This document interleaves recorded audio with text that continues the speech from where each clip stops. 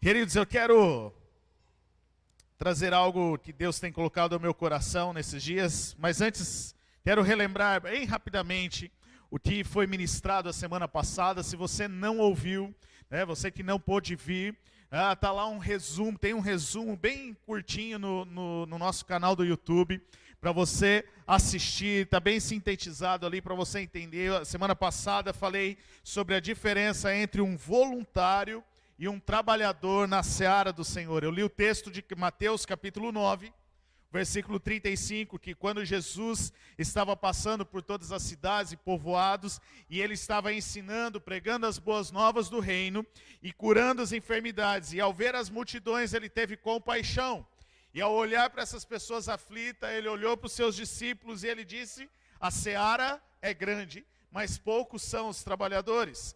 Peçam, pois, ao Senhor da seara, para que envie trabalhadores para a sua seara. Eu creio que este é o clamor da igreja nesses últimos dias. Esse tem que ser o nosso clamor ao Senhor. A seara é grande, nós estamos diante de uma cidade onde há um grupo de pessoas, na qual estão esperando os trabalhadores do Senhor, para levar o Evangelho, para levar a palavra do Senhor. E sabe, queridos, todos nós somos chamados para ser um trabalhador na seara e não um voluntário. Eu disse a semana passada a diferença entre o voluntário e o trabalhador. O voluntário é aquele que não tem compromisso. O voluntário é aquele que faz a hora que ele acha que deve fazer. A hora que ele eu estou me sentindo bem, eu faço. Eu não estou afim, eu não faço. Ele não tem compromisso com o Senhor da seara. Ele não tem compromisso com aquela empreitada, né, com aquele trabalho, com aquilo que está proposto. Diferente do trabalhador. O trabalhador, ele paga o preço para estar lá, ou ele paga o preço, faça chuva, faça sol, ele está lá, ele está trabalhando na seara do Senhor, né? E da mesma maneira, né, que Jesus chamou os seus discípulos, ele chamou a mim e a você. Mateus capítulo 28, eu quero ler com você, Mateus capítulo 28, versículo 18 ao versículo 20. Jesus aproximou-se dos seus discípulos, né? Jesus havia ressuscitado um pouco antes dele subir aos céus. Ele aproxima dos seus discípulos e ele diz: foi-me dada toda a autoridade no céu e na terra, portanto, vão e façam discípulos. Portanto, vão e façam discípulos. Versículo 18, está no 16. Agora o 19, né? Portanto, vão e façam discípulos de todas as nações, batizando-os em nome do Pai, do Filho e do Espírito Santo, ensinando-os a obedecer a tudo que eu lhes ordenei, e eu sempre estarei com vocês eu estarei sempre com vocês até o fim dos tempos. Sabe, queridos, da mesma maneira que Jesus enviou os 70, Ele está enviando a mim e a você para fazer discípulos, aonde nós estivermos.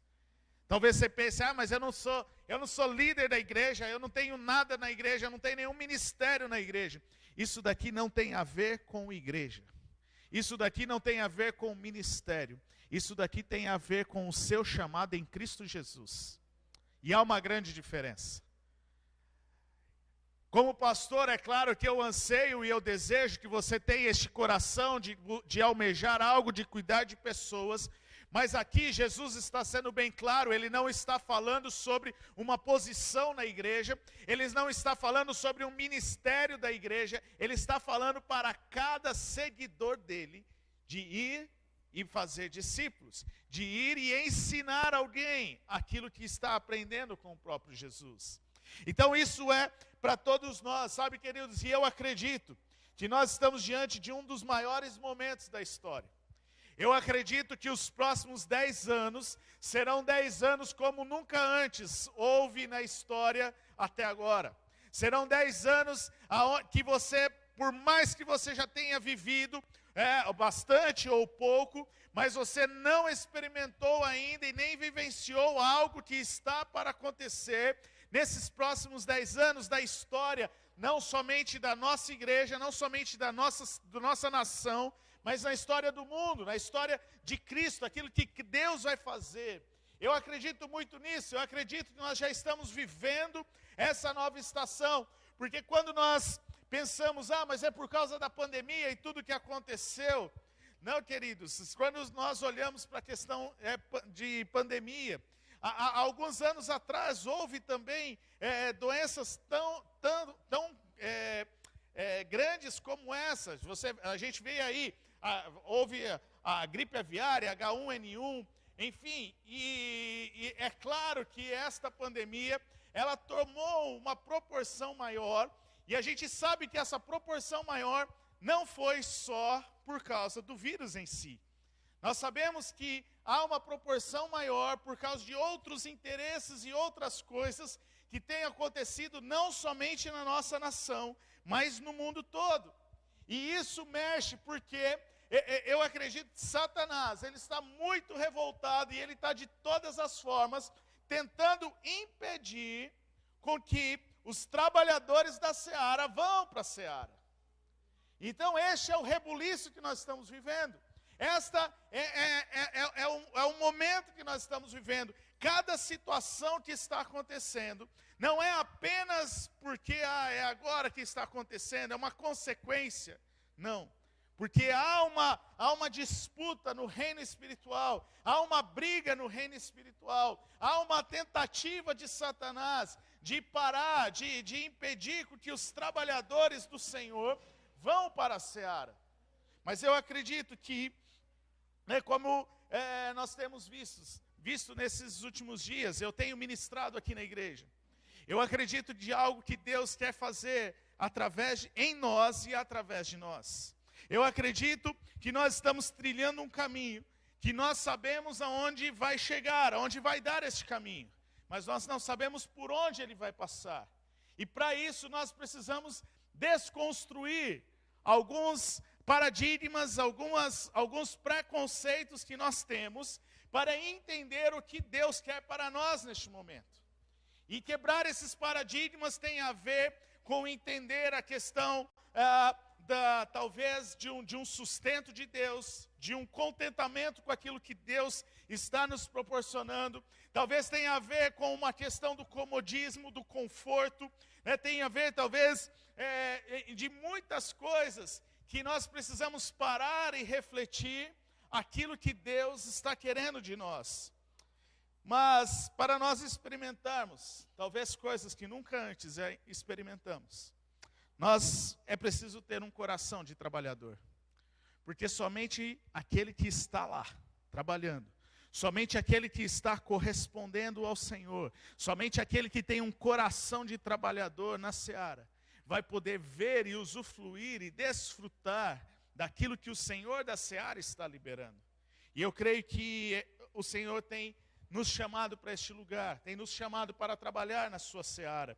E hoje eu quero compartilhar algo que Deus tem colocado no meu coração.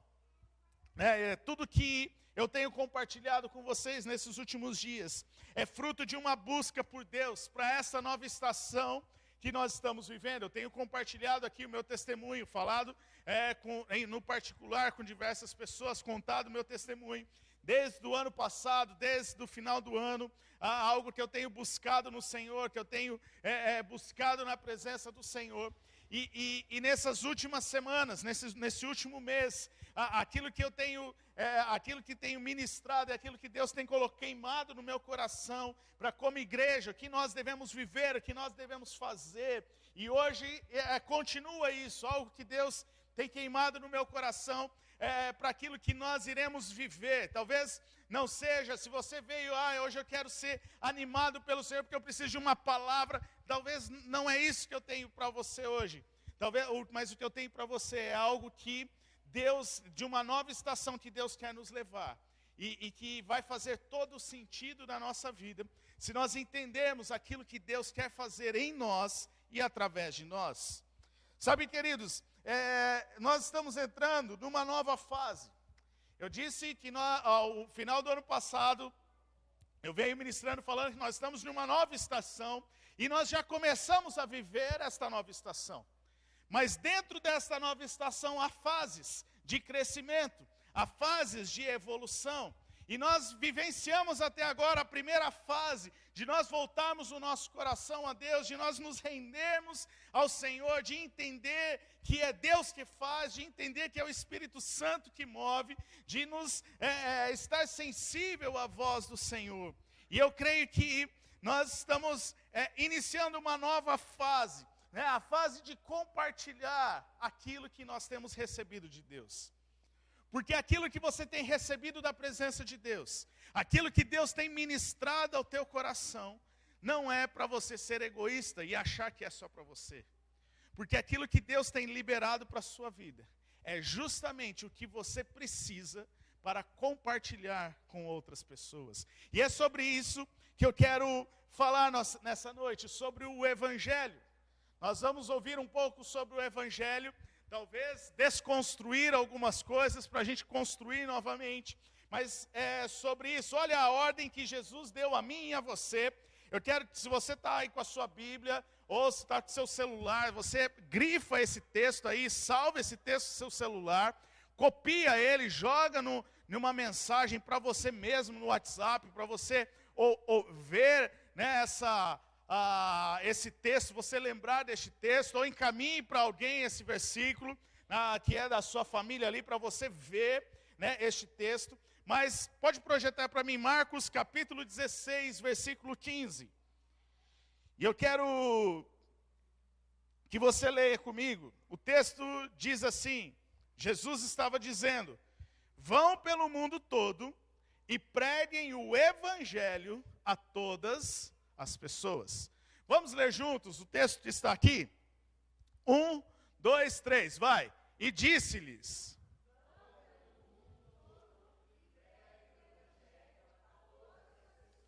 Ok, agora você pode assentar aí um pouquinho, né, se aprumar aí e falar com um pouquinho mais, né, de ênfase esse texto. Vamos lá, novamente.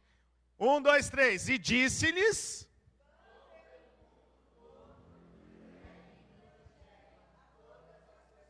Agora vira para a pessoa que está do seu lado e fala esse texto para ela. Olha, vai pelo mundo e pregue o Evangelho a todas as pessoas.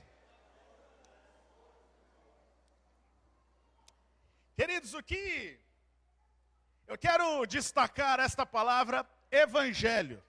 Quero chamar a sua atenção para esta palavra Evangelho. Eu não vou falar hoje sobre o id, não é sobre ir, isso vai ser nas próximas semanas. Mas hoje eu quero falar sobre esta palavra, Evangelho. Porque todos nós sempre ouvimos esta palavra. Eu quero começar hoje por isso. Porque quando fala, você tem que ir pregar o Evangelho. E a primeira coisa que você para pensar é, o que é o Evangelho que eu tenho que pregar para as pessoas? É verdade ou não é? Você não fica naquela, mas o que é o Evangelho? O que eu preciso? Será que eu preciso pregar ali Mateus, Marcos, Lucas e João? Porque esses são os Evangelhos, né? Será que eu tenho que decorar esses 4 livros da Bíblia para poder falar para alguém, para poder compartilhar com alguém? Né? E Jesus está dizendo, olha, preguem o Evangelho. A palavra Evangelho, ela significa boas novas. O pastor não ajudou muito. Continua sendo o que é as boas novas. O que é essa boas novas? O que é o Evangelho? Será que né, tem a ver com os livros? Será que o livro, somente Mateus, Marcos, Lucas e João são as boas novas?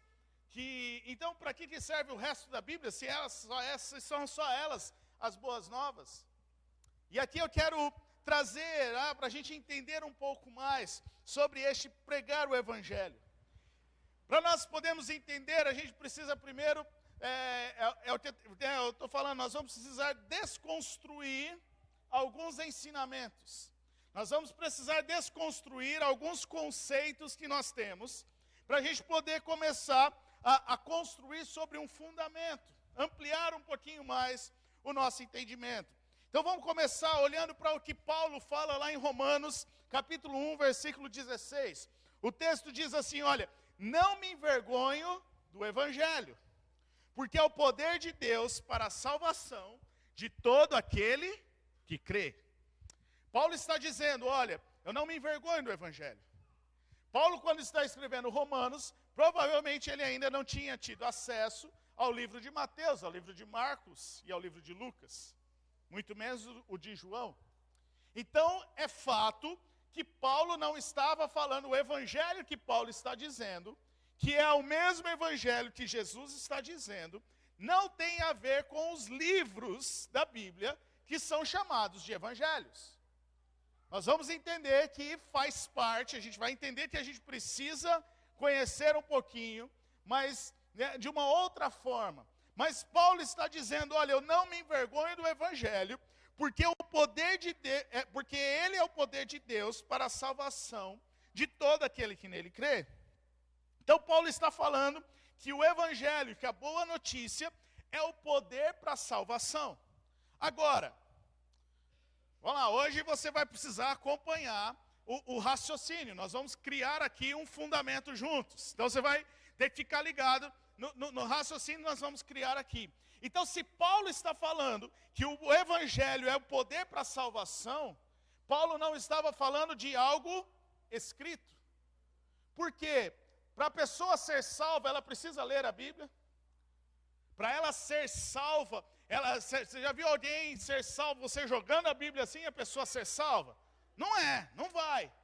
Então, o que é que traz a salvação? É quem crê.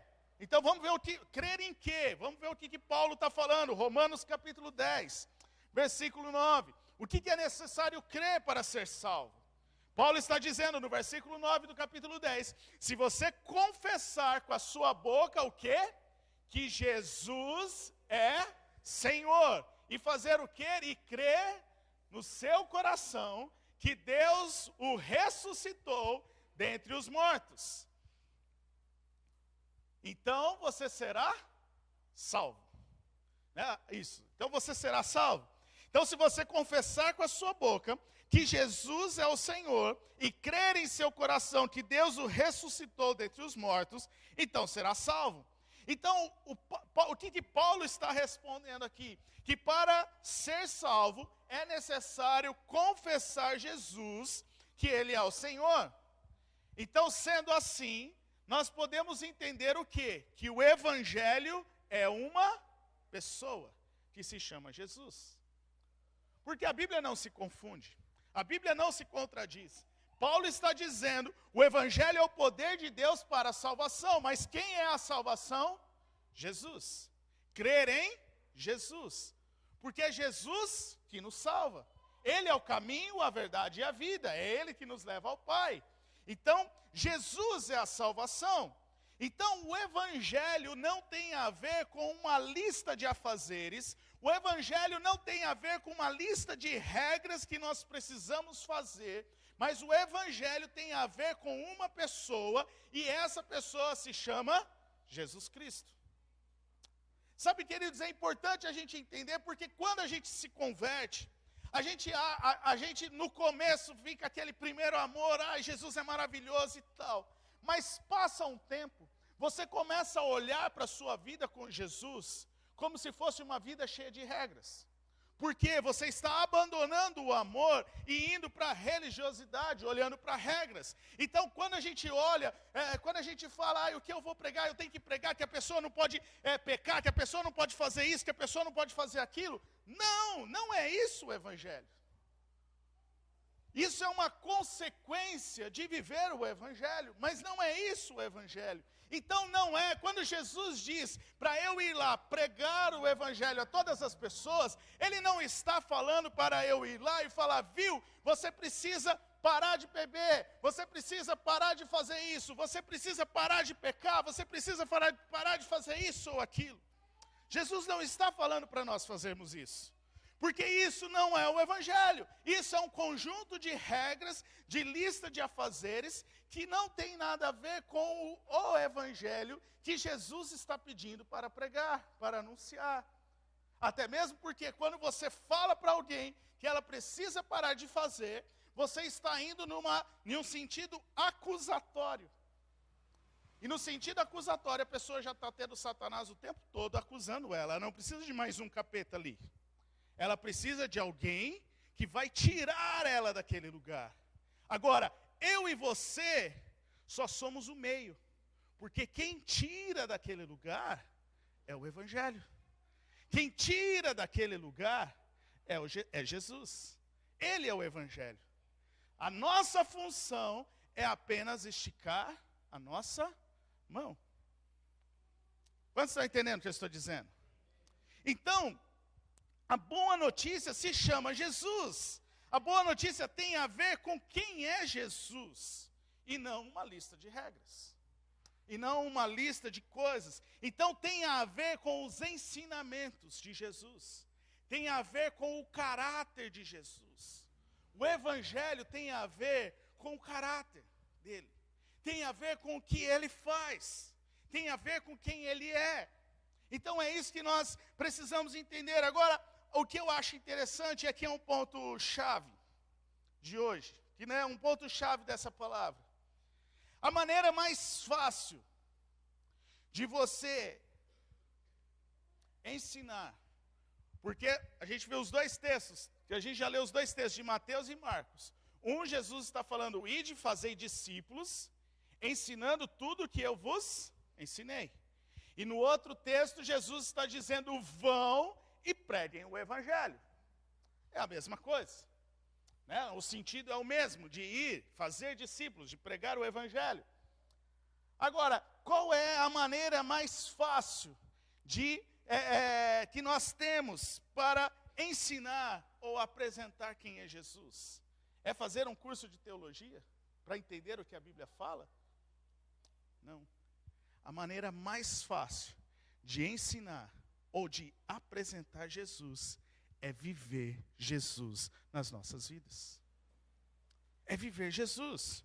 O problema é que muitas vezes, preste atenção, o problema é que muitas vezes nós temos muita informação de quem é Jesus, mas a gente não tem a vida de Jesus na nossa vida. O problema talvez é que você conhece, porque você ouve aí na internet um monte de pastor falando.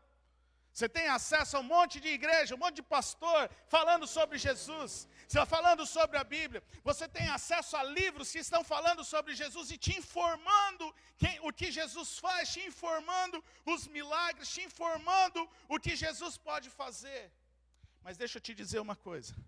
Pastor A ou B ou C, livro A, B ou C, não pode te dar a vida que só Jesus pode te dar. Eles podem te informar, mas viver Jesus depende de você. Viver Jesus depende das suas atitudes, depende das suas escolhas, depende do que você está fazendo. Aí, queridos, é claro que nós vamos ter dificuldades de compartilhar o Evangelho, porque aí nós estamos tentando compartilhar uma informação sobre quem é Jesus, mas nós não estamos compartilhando a vida que nós estamos vivendo em Jesus. Quantos estão entendendo o que eu estou dizendo? Sabe, de informação as pessoas aí fora estão cheias. Até mesmo de informações distorcidas. Eu estava conversando com uma pessoa essa semana. Estava aprofundando um pouco mais, levando o Evangelho, falando de Jesus para essa pessoa. E em vários momentos, essa pessoa, eu conversando com essa pessoa e eu tentando, de toda maneira, de alguma forma, levar algo que atingisse o coração daquela pessoa. E tudo que eu colocava, aquela pessoa rebatia, e mostrando que ela tinha informação, até mesmo mais do que eu. Um conhecimento, uma informação. E eu falei, Espírito Santo, eu preciso da tua ajuda. Porque eu não quero trazer informação aqui para essa pessoa. Eu quero trazer vida.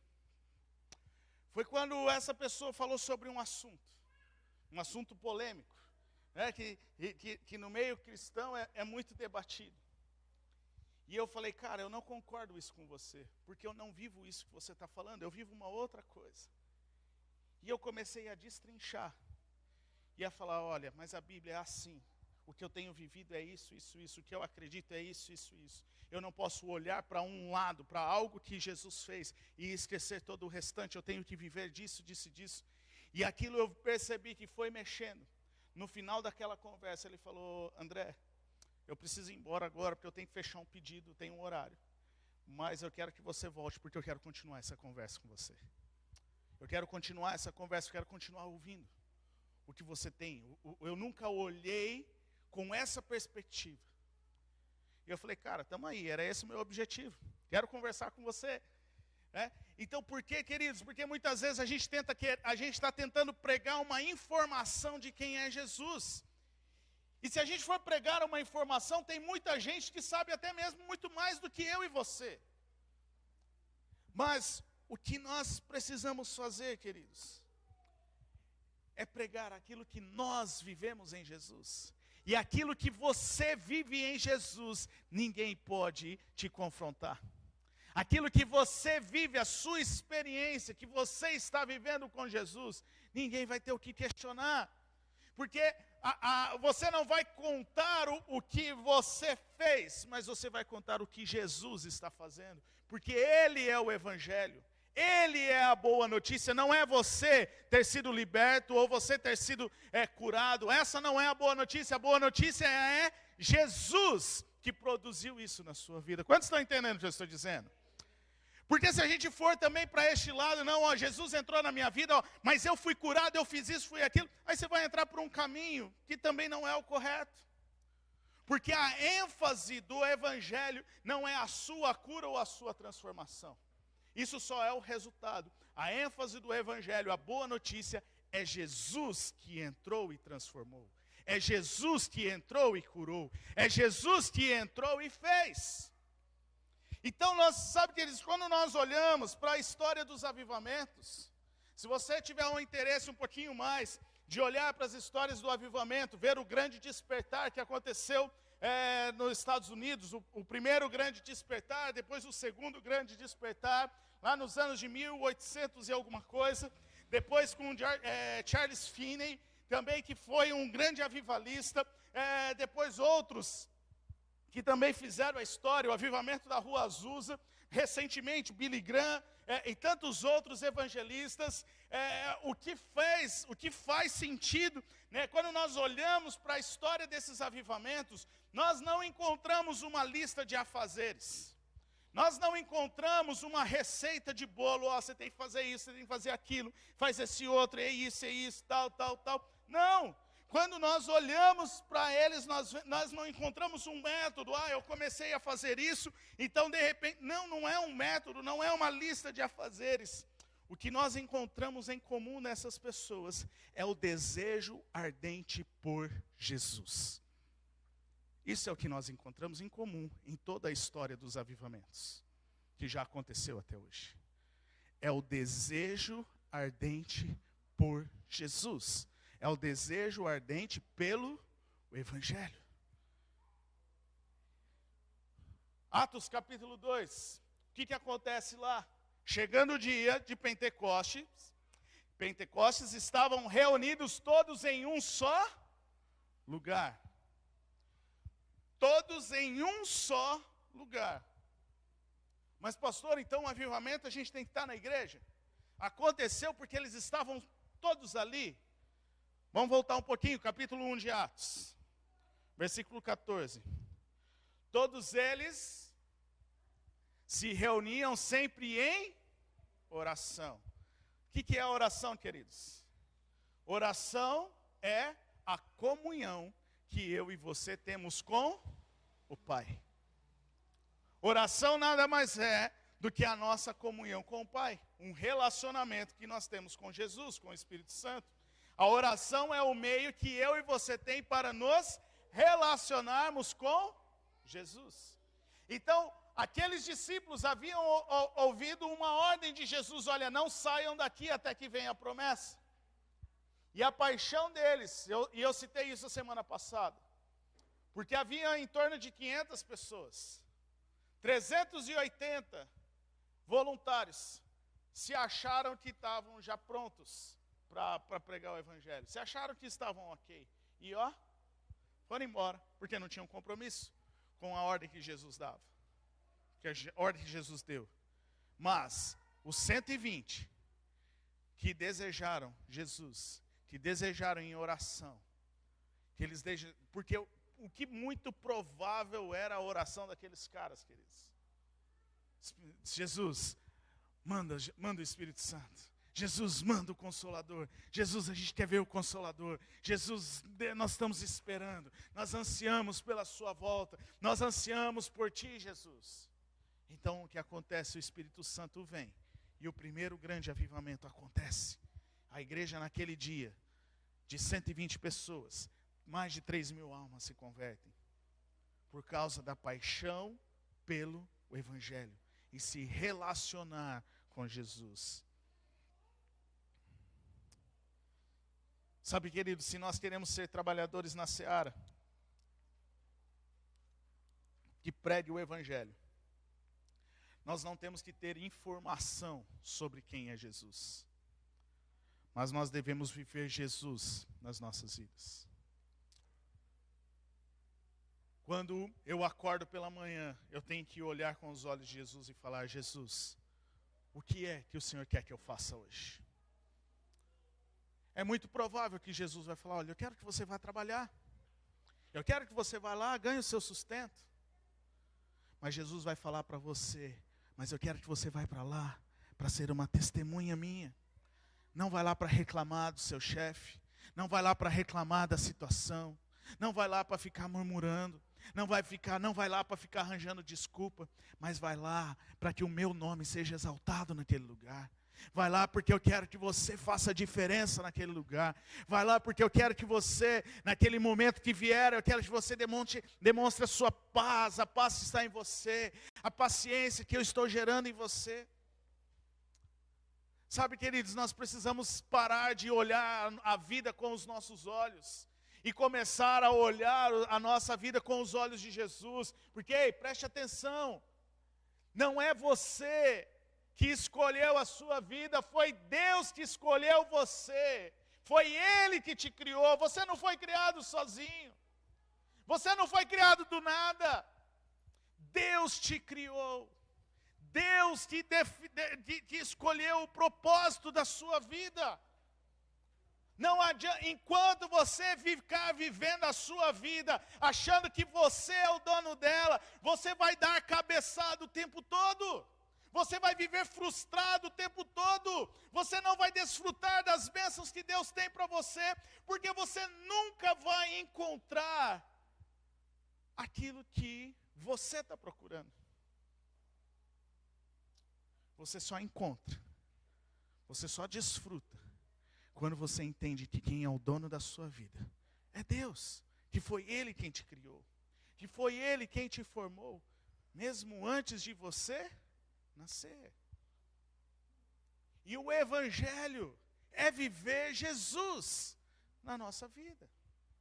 Agora, vamos aprofundar um pouquinho mais, vamos ampliar um pouco mais a nossa visão, para nós entendermos sobre o Evangelho. E eu quero aprofundar um pouco mais, para que você tenha uma base consolidada sobre isso. Isso não é apenas um discurso pastoral, né, que tem que viver Jesus, tal, não.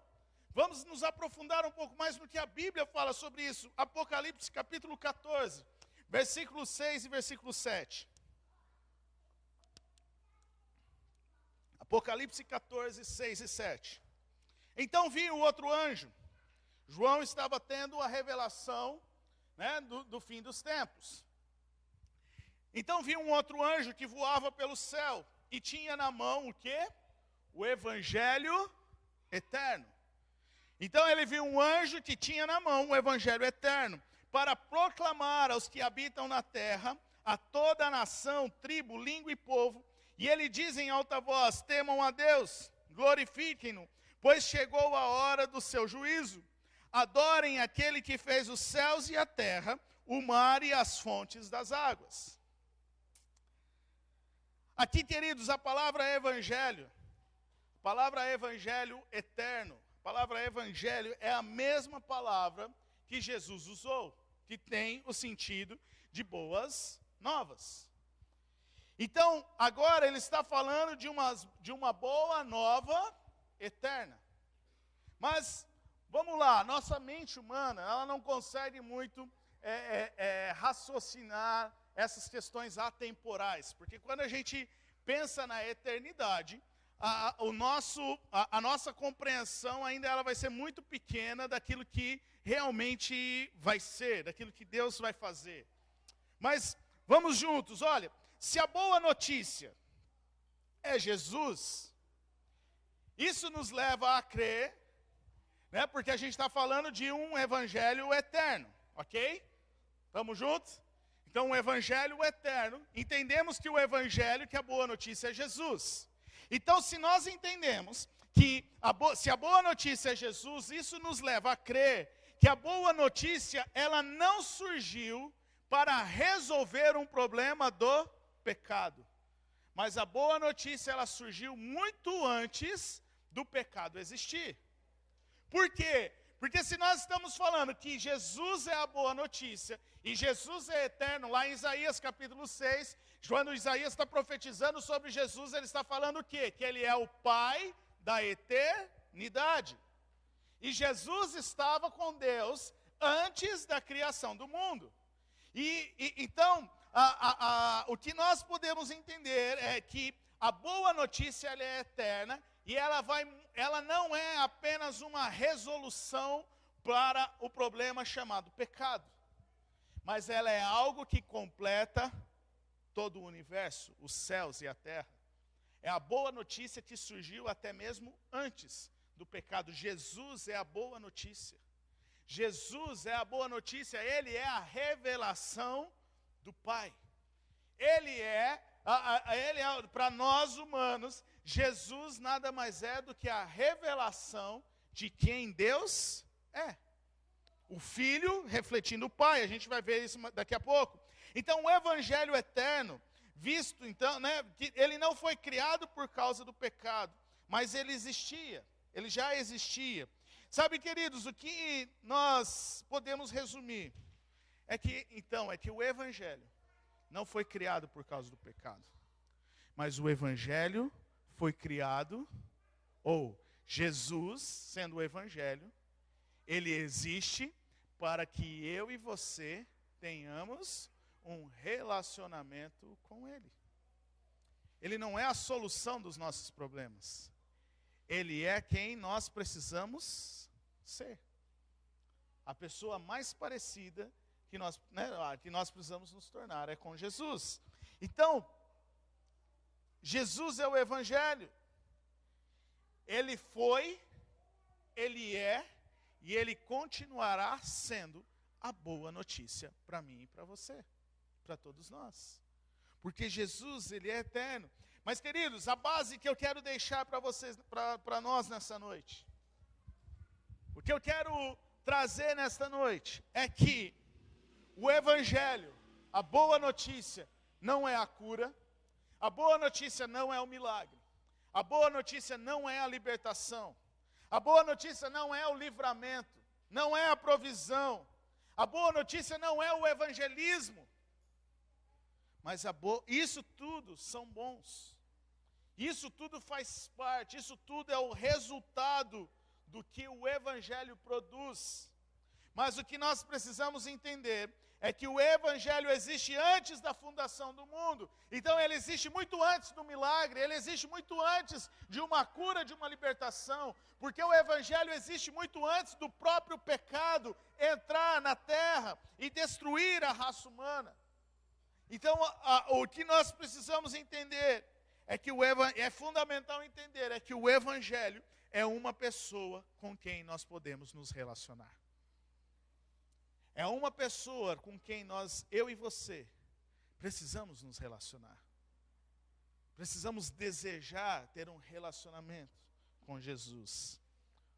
Olha o que Jesus fala para Felipe em João, capítulo 14. Felipe está questionando, está falando com Jesus. Jesus está ali um pouco antes dele participar ali da ceia, onde ele seria entregue. E Felipe estava falando, Senhor, mostra-nos o Pai, e isso nos basta. E aí Jesus, né, com toda a calma, vira para Felipe e deve falar: ô Felipe, você está de brincadeira comigo. Para que eu vou te mostrar o Pai? Você andou todo esse tempo comigo e você não sabe quem é o Pai? E olha que Jesus responde: quem me vê, vê o Pai. Quem me vê, vê o Pai.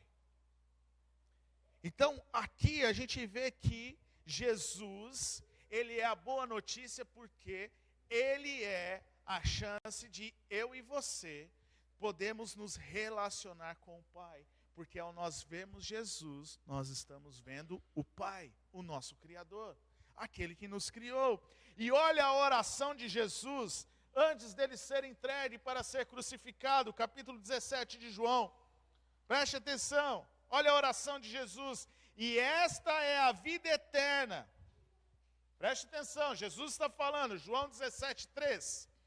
E esta é a vida eterna, que te conheçam o único Deus verdadeiro e a Jesus Cristo, a quem enviaste. Esta é a vida eterna, que conheçam quem? Deus, o Pai. Como é possível conhecer Deus, o Pai? Através de um relacionamento com Jesus. Através de um relacionamento de entender que o Evangelho tem a ver com a vida de Jesus e não somente com uma lista de regras ou de coisas a serem seguidas. Quantos estão entendendo o que eu estou dizendo nessa noite? Sabe, queridos, o Evangelho ele trata muito mais do que apenas a salvação. Pregar o Evangelho não é apenas dizer para a pessoa: olha, você vai para o inferno, você precisa sair dessa vida. Mas pregar o Evangelho tem a ver com você falar aquilo que você está vivendo com Jesus. Tem a ver com um relacionamento eterno, com um Deus eterno. E a maneira de se relacionar com um Deus eterno é seguir os passos do Filho, os passos de Jesus, pois Ele é a mensagem que eu e você precisamos compartilhar nesses dias. Jesus é a mensagem que eu e você precisamos compartilhar. Não tem fórmula. Não tem fórmula. Não tem uma receita de bolo.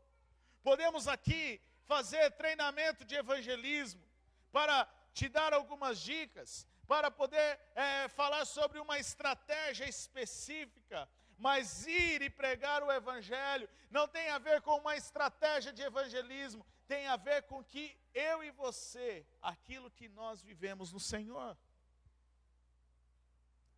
Ai, seria tão bom fazer um evento evangelístico. Não. Sabe qual é o maior evento evangelístico que a gente pode fazer? É você compartilhar a sua vida com outra pessoa. A vida de Jesus está em você com outra pessoa. Claro que vamos ter aqui sim, a partir de abril, vamos ter algumas coisas que isso tem a ver com o movimento da igreja. Mas o Evangelho não tem a ver com o movimento evangelístico.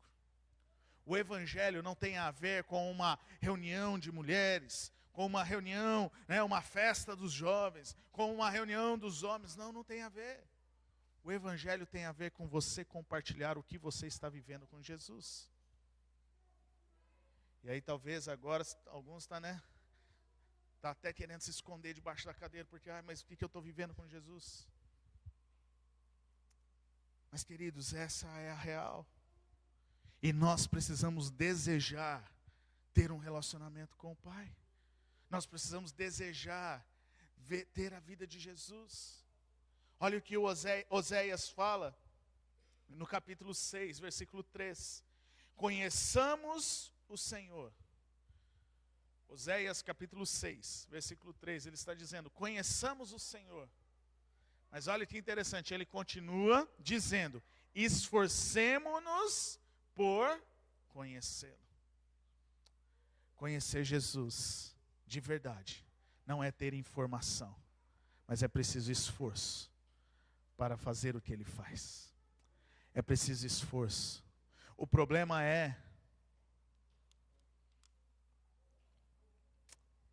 que muitas vezes nós queremos ter resultados, mas a gente não quer trabalhar para ter resultado. Você quer ter uma promoção financeira, mas você não quer trabalhar para que Deus possa te abençoar. Você quer que a sua célula cresça, que as pessoas cheguem, as pessoas que você está convidando cheguem, se convertam, mas você não está trabalhando para que isso aconteça, não está se esforçando para que isso aconteça. Isso não é problema meu, eu tenho que falar, mas não é. Queridos, pregar o Evangelho não tem a ver com crescimento de célula. Pregar o Evangelho tem a ver com o seu chamado, com aquilo que Deus colocou no teu coração. Desejar conhecer Jesus não tem a ver com o crescimento de célula. Desejar conhecer Jesus tem a ver com a sua busca por Jesus. A sua busca em conhecer, se esforçar. Olha o que Paulo fala para Timóteo. Deus deseja que todos os homens sejam salvos e cheguem ao conhecimento da verdade. Pois só há um Deus e um só mediador entre Deus e os homens, o homem Cristo Jesus. O que Paulo está dizendo, olha, Deus deseja salvação para todos. Deus deseja que todos cheguem ao pleno conhecimento da verdade. Mas para chegar em Deus, só tem um caminho, só tem um mediador, que se chama Jesus Cristo. Não tem como desfrutarmos, não tem como vivermos outra coisa, pregar outra coisa, qualquer coisa que você falar, que você não esteja vivendo o Evangelho na sua vida, você está falando de uma informação que você tem sobre quem é Jesus. Uma informação e não a vida. Mas o que Jesus quer é que eu e você pregue o Evangelho. E pregar o Evangelho é necessário conhecer Jesus todos os dias. É necessário conhecer quem é Jesus, até que nós alcancemos o conhecimento da verdade. Então, queridos, vamos voltar para o texto de Paulo. Diante deste fundamento que nós criamos, de que nós vimos. Vamos voltar para o que Paulo fala em Romanos capítulo 1. Versículo 16. Paulo está dizendo, não me envergonho do Evangelho, porque é o poder de Deus para a salvação de todo aquele que nele crê. Em outras palavras, Paulo esteja dizendo, eu não me envergonho da vida que eu tenho em Jesus, porque Jesus é o poder de Deus para a salvação. É isso que Paulo está dizendo. Agora, se o Evangelho é uma vida com Jesus, se a boa notícia é Jesus, Jesus transmitia essa boa notícia apenas com palavras? Apenas informando? Não. Jesus, ele era e ele vivia a boa notícia. Jesus vivia a boa notícia. Olha o que Lucas capítulo 4, versículo 32. E todos ficavam maravilhados com o seu ensino, porque ele falava com autoridade. Queridos, quem tem autoridade para ensinar? Aquele que vive. Aquele que vive. Autoridade para ensinar, autoridade para falar, é aquele que vive. E Jesus falava, ensinava, curava, transformava, libertava, porque ele estava falando como alguém que tem autoridade. Alguém que vivia aquilo que ele estava falando. Jesus não estava apenas falando lá, quando nós vemos o Sermão do Monte, as boas aventuranças, depois ele ampliando a lei ali, falando sobre o adultério, sobre matar, sobre roubar e tudo mais. Jesus não era alguém que estava apenas informando o que precisava fazer, mas Jesus era alguém que estava vivendo aquilo que ele estava colocando, aquilo que ele estava falando. E o que Jesus vem? O que ele fala? Eu não vim para abolir a lei, mas eu vim para cumprir. Então Jesus vivia o que ele estava falando. Sabe, queridos, toda a mensagem que nós precisamos compartilhar, ela está em Jesus. E ela vai ficar muito mais fácil em compartilhar quando a gente viver Jesus na nossa vida, do que apenas ter uma informação para falar. Estava conversando com uma pessoa essa semana.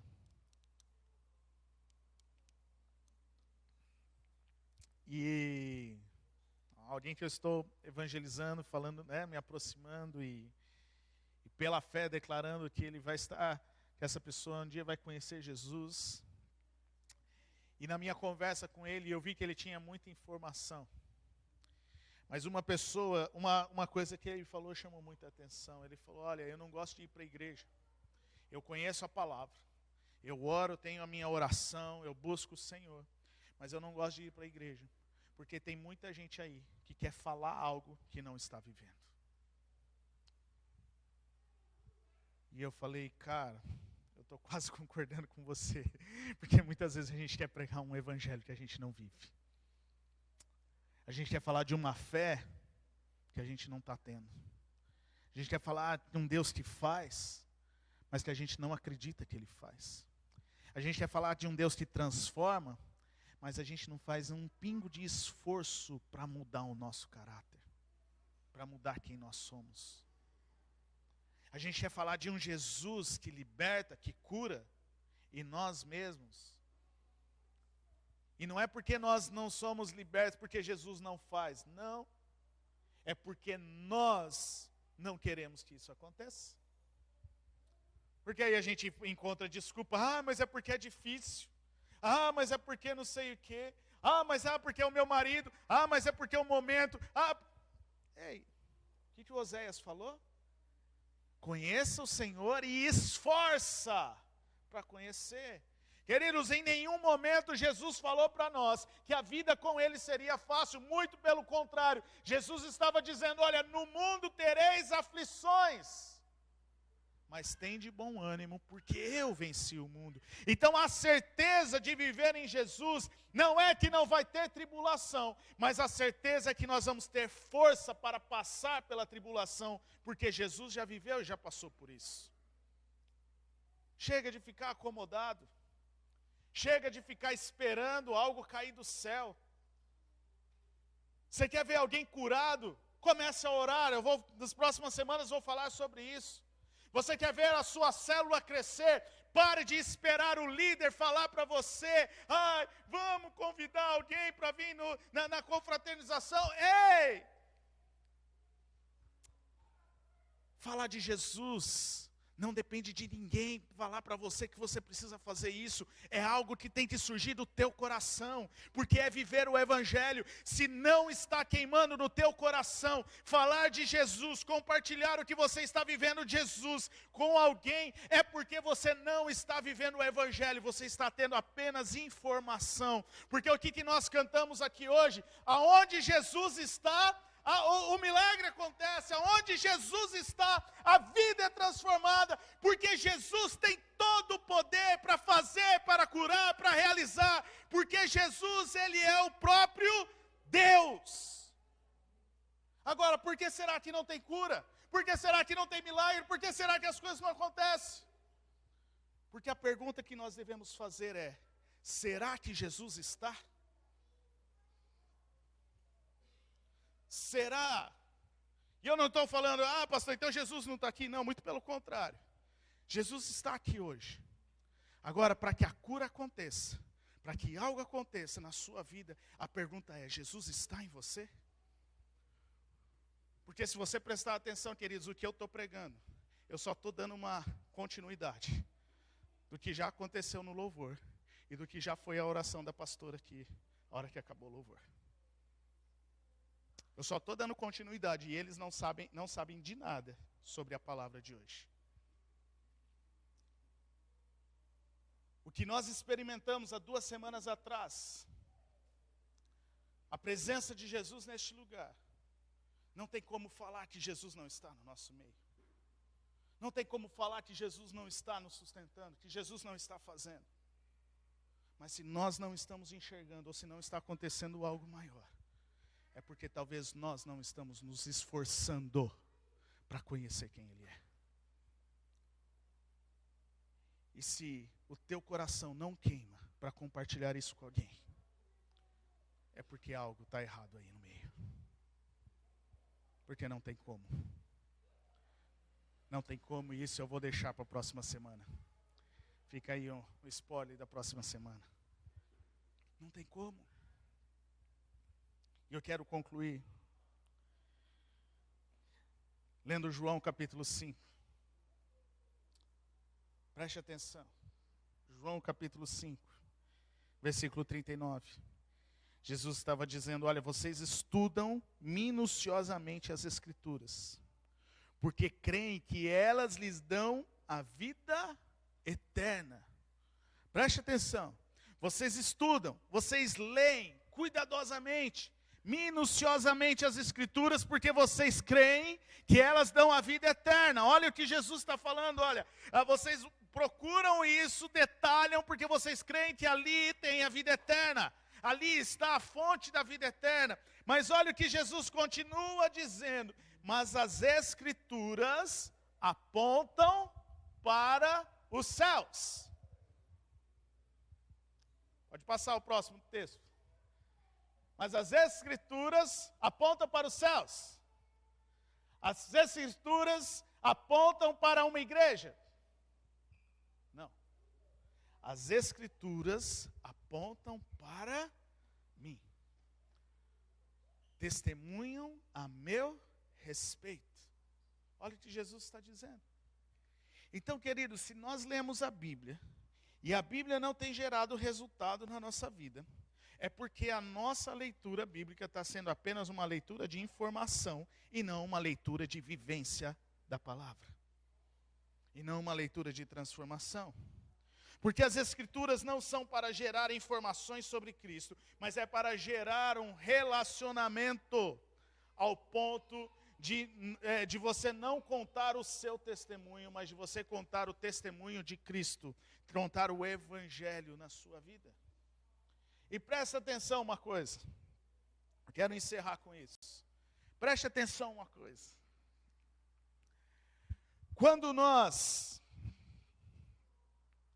contamos o nosso testemunho, nada acontece. E muitas vezes a gente fica orando, Senhor, enche-nos com teu Espírito. Senhor, enche-nos com teu Espírito. Quantos aqui já fizeram essa oração? Eu já fiz. Quem já fez? Senhor, enche-me com teu Espírito. Todos nós já fizemos oração assim.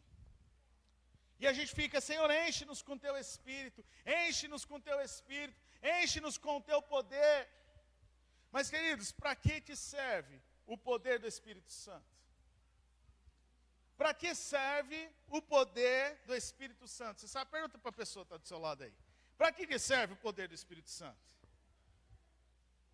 Responde para ela aí, ela está te perguntando, responde para ela aí. Para que serve o poder do Espírito Santo?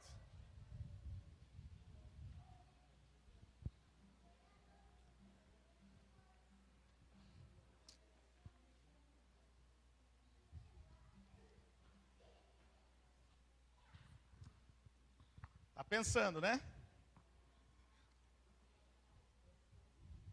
Volta o texto para mim, Thelma, fazendo o favor, de Marcos capítulo 16.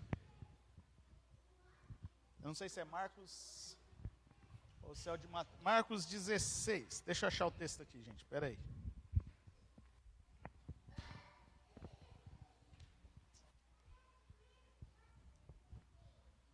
Mateus 28, os versículos finais que Jesus está falando. Ide pregar o Evangelho, toda criatura, né, para aquele que nele crê, não pereça. Estão confundindo os textos aqui. Mateus capítulo 28. Pode passar, mais um. Tá. Então vamos lá, ó. Portanto, vão e façam discípulos de todas as nações, batizando em nome do Pai, do Filho e do Espírito Santo. Próximo. Ensinando a obedecer, então não é o Mateus, é o de Marcos 16. Para que você entenda muito bem para que é o poder do Espírito Santo. Por que muitas vezes as coisas não acontecem? É porque às vezes a gente inverte algumas coisinhas. Marcos 16. Do 15, né? Vão pelo mundo todo e preguem o evangelho a todas as pessoas. O próximo versículo. Olha lá, quem crer e for batizado será salvo, mas quem não crer será condenado. Versículo 17. E estes sinais acompanharão os que crerem. Presta atenção, em meu nome expulsarão demônios, falarão em novas línguas. Continua. Pegarão em serpentes, e se beberem algum veneno mortal não lhes fará mal nenhum. Imporão as mãos sobre os doentes e esses ficarão curados. Agora preste atenção no texto. Vou fazer a pergunta de novo que vai dar um nó na sua cabeça. Para que serve o poder do Espírito Santo? Responde para a pessoa que está do seu lado. Para que serve?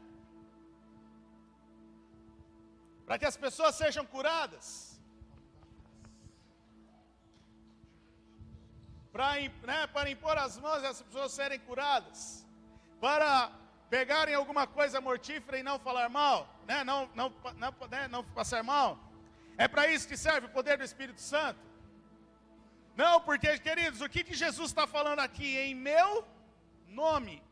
Ele não falou sejam revestidos do Espírito Santo e orem pelas pessoas. Então preste atenção numa coisa. Entenda muito bem o que eu vou dizer, porque assim, eu estou apenas separando algumas coisas para o entendimento, mas na prática é tudo junto, ok? Então, orar pelas pessoas não tem a ver em ser cheio do Espírito Santo. Orar pelas pessoas tem a ver com o relacionamento que você tem com Jesus, porque é no nome de Jesus que as pessoas serão curadas. Agora, para que nós precisamos do poder do Espírito Santo? Atos capítulo 1, versículo 8 responde: porque recebereis o poder do Espírito Santo, quando o Espírito Santo descer sobre vocês, para serem minhas testemunhas. Pegou? Então, Thelma, por favor, Atos capítulo 1, versículo 8. E recebereis poder do Espírito Santo para serem minhas testemunhas. O que Jesus está falando, queridos, o poder do Espírito Santo nada mais é para que você possa compartilhar o Evangelho. Então, quando você compartilha o Evangelho, no nome do Senhor Jesus, você ora e as pessoas serão curadas. No nome do Senhor Jesus, você vai orar e vai haver libertação, vai haver transformação, vai haver o poder do Evangelho se manifestando naquele lugar. O poder do Espírito Santo não é para você, eu vou ficar nas nuvens, glória a Deus, estou cheio, não. Se a sua oração é para você ser cheio do poder do Espírito Santo, é para que você seja empoderado para compartilhar o Evangelho, sendo uma testemunha de Cristo, não uma testemunha de você sozinho, de você mesmo, mas uma testemunha de Cristo. Entendam bem, é tudo junto. Apenas separei para o entendimento. Mas um relacionamento com Jesus, com o Espírito Santo e com Deus, ele é um só. Porque o fato é que o Espírito Santo nos empodera para ser um testemunho do Evangelho, para ser um testemunho de Cristo. Olha uma frase que Billy Graham, um famoso evangelista, disse, um evangelista nos últimos anos. Ele já faleceu, mas um homem que pregava em estádios, mais de 1 milhão, não me lembro agora quantos milhões de pessoas já ouviram a mensagem do Evangelho através dele. Me recordo uma vez que ele, em todas as nações, ele fez um horário em programas de televisão ao vivo, em todas as nações, e pregou o Evangelho, e milhares de pessoas ao redor do mundo se converteram. Mas uma frase que ele diz, e é muito verdade, ele diz assim, abre aspas: nós somos as Bíblias que o mundo está lendo, nós somos os sermões que o mundo está prestando atenção. Você é o Jesus que as pessoas ao seu redor estão vendo. Como está a imagem de Jesus para essas pessoas? Como está a imagem de Jesus para as pessoas ao seu redor? Porque você é a imagem de Jesus por onde você anda.